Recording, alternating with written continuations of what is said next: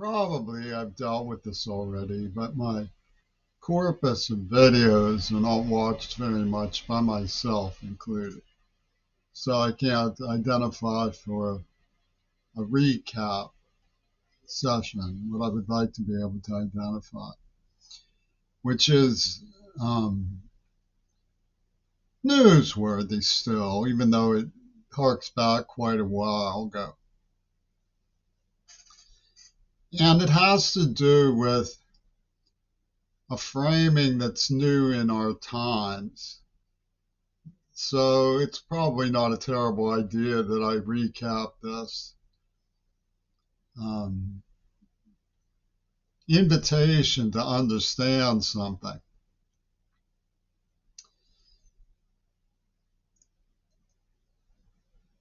When you look at Kamala Harris's campaign, I couldn't stand to watch very much of it.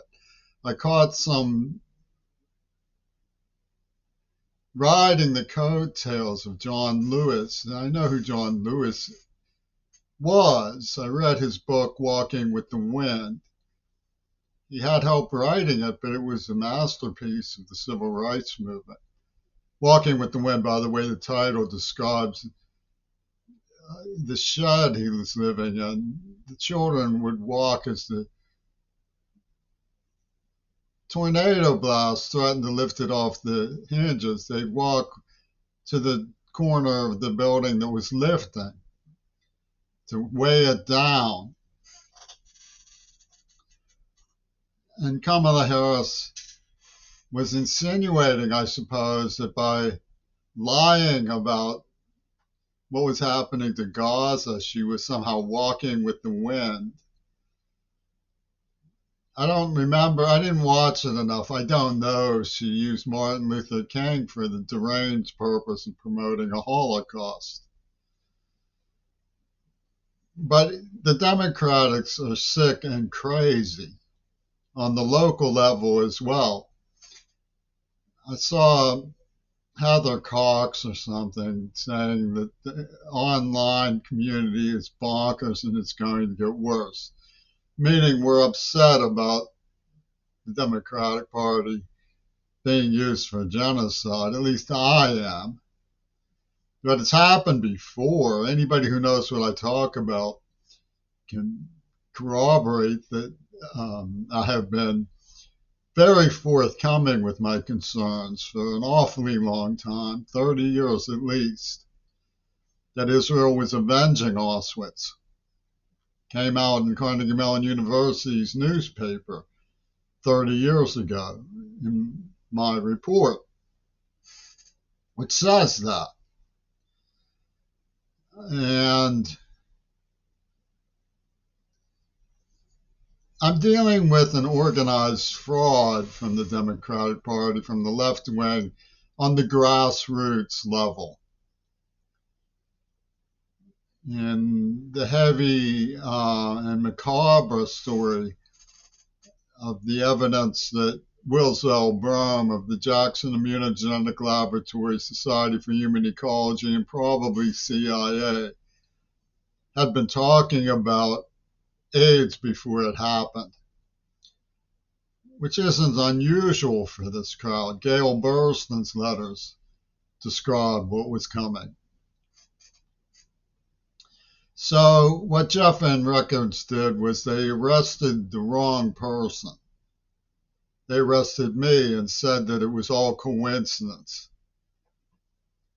Even the idea of a case of mistaken identity in an envelope from Israel marked "I am the walrus." Remember when Governor Shapiro was signing bombs? Well, this was the sort of thing that Gail Burson was doing for Milton Schaap. They were signing my name on their bomb. And then they came and arrested me for trying to get help for the victims. And they had a lever they used, which would be shown up. They didn't go to court because anybody would detect the fraud immediately.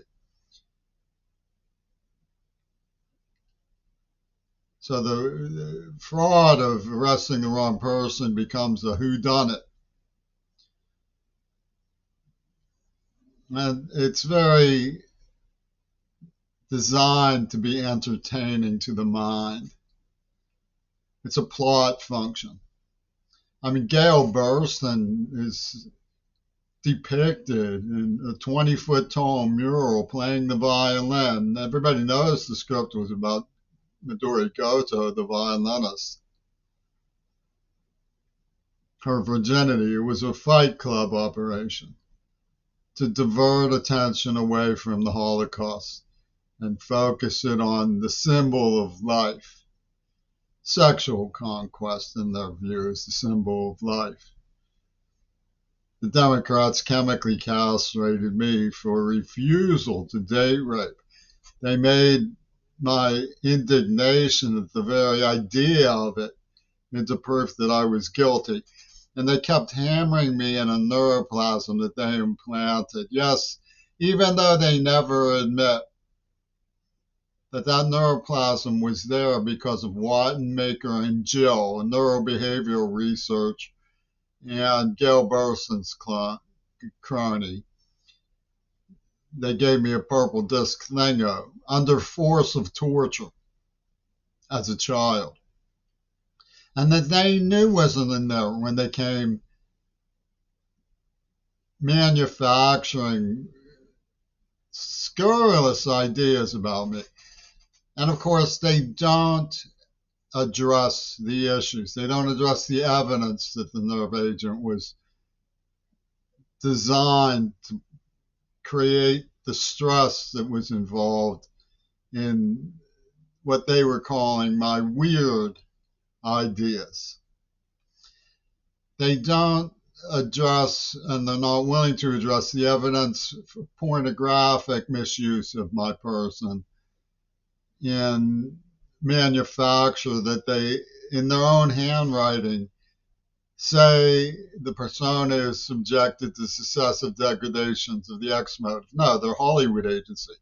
They just scribble all over it. They erase what it says and scribble new lines. Scribble between the lines, overdub, and cut and paste is their whole game. And they're brilliant spinner meanies like Cornel West and Brian Eno laugh all the way to the David Geffen barbershop.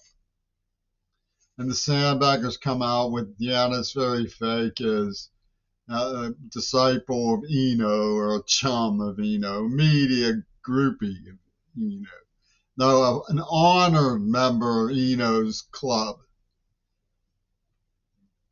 And snipes at Hillary Clinton. I mean, Hillary Clinton and Brian Eno bark from the same tree, the Geffen Corporation. And I won't address that either. You might as well forget that they'll address that. I have papers from Novus. A woman was killed, and I got mad. And a guy came up from the federal building named Barry and smashed me in the face with a basketball. And I put a note about how I felt in my drafts or something. And one day I came across it. Nolan was somebody who I respected. So I sent it off to him, figured I'd talk to him about anger management when I had a chance. And he was all in a flurry because the administration said, if you get a pretext, go for his throat or something. Because Owen couldn't possibly believe I meant them harm. Couldn't possibly. He'd known me for years. But they come and arrest me. And at the court, I say, would you please get the truth of it? Or something like that. And the judge, of course, just hammered the gavel. They had no interest whatsoever in getting the truth of it. And we have papers here that show that they were calling me. They were saying I imagined being kidnapped and tortured as a child. Like somebody can just dream that up. Imagine it. It was locked in the neuroplasm. I didn't imagine it. I remembered it. It was in a traumatic amnesia coma trauma. It's ridiculous. They say I called them criminally insane, as though they're not. They said I had paranoid schizophrenia, and they used all this to keep me out of school. so that I wouldn't be able to use the libraries to do my research. So I couldn't get any money to do my research. So I couldn't defend myself. The medical community is trying to save the last of my eyesight. I'm deaf. I have Parkinson's from their horrifying medical abuse. And I get mad because somebody gets murdered and I get smashed in the face with a basketball. So what they're after is years and years and years of digging at a neuroplasm because they used me for an AIDS experiment on Mount Desert Island and needed to substantiate that there was a hidden threat somewhere in my they said that I was abnormally nonviolent, that someday the tea kettle was going to go off. Aren't they precocious? And they're not going to address that. They're not going to address that a neuroplasm has nothing to do with schizophrenia. It doesn't have anything to do with Parkinson's. What it has to do with is the diagnosis of the neuroplasm as schizophrenia. Then you get the medical pile on that tortured me. They gave me diabetes, they chemically castrated me, and they proved that I deserve it because I got mad when a girl got murdered, because I had been warning them that was going to happen. I had been warning them that these people were out to demonstrate their ideas on completely innocent bystanders, which goes back to me. They arrested the wrong person. Gail Burstyn is in a mural, 20-foot tall mural at Seattle Center. She's on the cover of a Robert Fripp record from 1979. So this media whodunit is an awfully interesting phenomenon that a lot of people are hustling to capitalize against what really happened with the slanders and lies of the Democratic Party at their beck and call. You had that dude, what's his name, running with Hillary Clinton, who announced that he was the agency of Ronald Reagan. So the Democratic frontrunner's sidekick is the new Reagan. I mean, and we're not supposed to question the toxicity of their alarming and indescribably cruel abuse of a Pittsburgh public grade school child. Because the whodunit would lead somewhere deeply Hollywood in nature. So I'm sure there are other examples. The idea that jealousy made me dangerous doesn't explain that the person I was a danger to after 2 years of intimate dating of me was still a virgin. Yet they felt they had to chemically castrate me because the tea kettle would go off when they slash or murdered a bystander after refusing to investigate my warning that I was afraid that was going to happen. And to them, it makes perfect sense. To their freak show of sandbaggers and sandbagger law. It makes perfect sense that the people who are now concerned about invasion of privacy, undermining human rights, ran a manufacturer that invaded the home and neurological system of a badly tormented deaf person who had been tortured. The scurrilous lies just add up. They pack, it's like an ice cream cone.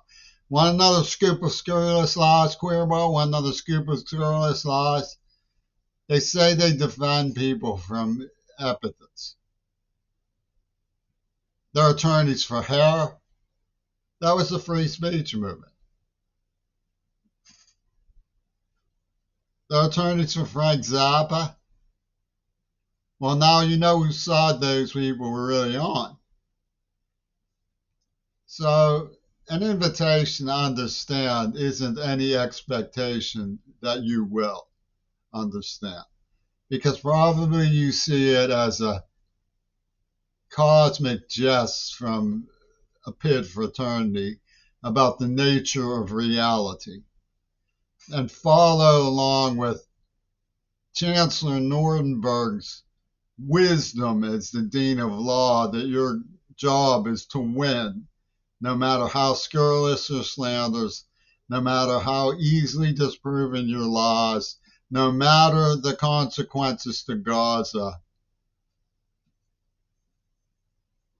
They put me up as somebody who Gaza would never support because they're too busy supporting the person who was responsible for this, who they refused to name. I don't mean just Gail Burston. So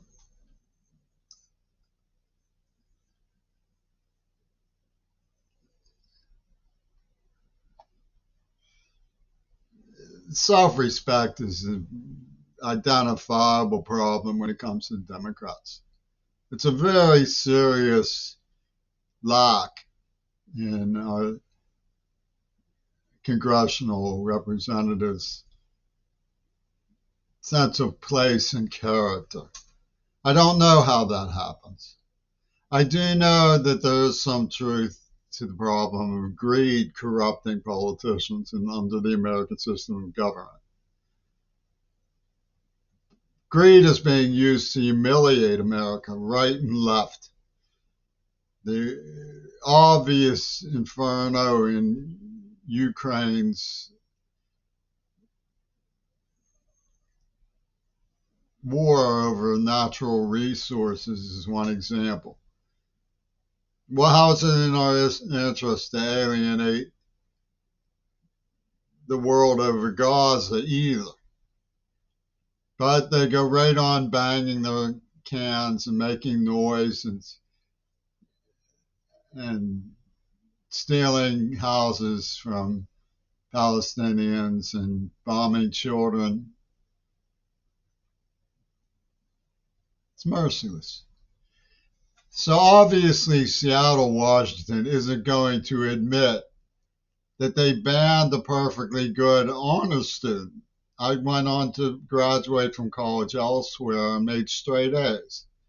For 12 years, they went so far as to murder somebody to get me angry enough that the tea kettle goes off. I tell somebody I need anger management. Woohoo! They come to my house. I'm in my PJs. And they say you're under arrest for getting mad.